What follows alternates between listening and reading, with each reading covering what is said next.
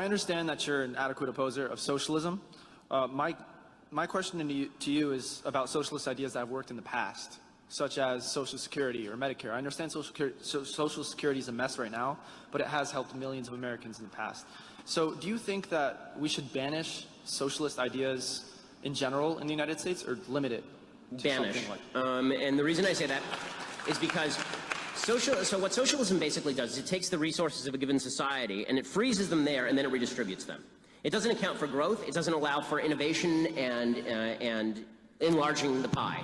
Socialism basically says, however much money is in the economy, it's unfair how it's distributed. Take it, redistribute it. That's the end of it. The problem is, once you do that, you get rid of the incentive to innovate and to build new things and create new services. So, of course, it's true that if there are 5 of us in a room and I have $5 and nobody else has any money, and I just give each person $1, then everybody in the room is better off except for me. That's true, but I now have no incentive to go out and make $5 more because you're all just going to take the money. This is true of Social Security also. Social Security has actually created an enormous downside for society now. So in the short term, it's great, right? You take a bunch of money that doesn't belong to you, you give it to a bunch of old people, they're happy. It didn't cost you that much money because it's the baby boom, and there are a lot of people who are young, and there are not that many people who are old. Then the baby boomers get old, and now we're all screwed, right? People who are our age are never going to see our Social Security money. It's gone. We're never seeing it again. Kiss it goodbye, right? So, so one problem is that older people did not have an incentive to save. So the savings rate actually went down after Social Security because you may as well spend your money. Somebody else is going to pay for you when you're old.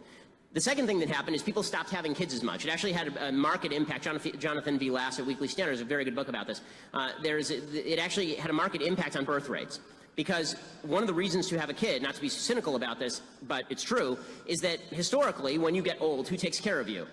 Your kids, right? I mean, that was the net cost. The net cost was that you were going to spend an enormous amount of money educating your children, bringing them up, keeping them safe, and then, when you got old, you weren't going to have to worry about it because little Billy was going to take care of you.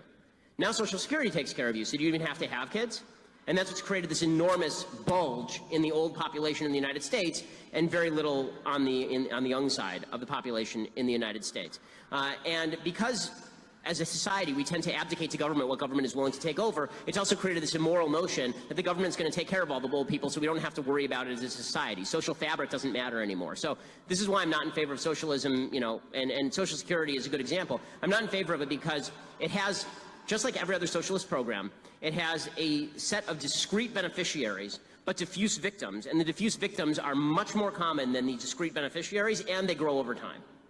Okay, thank you. Please kick Chenk's ass tonight, please.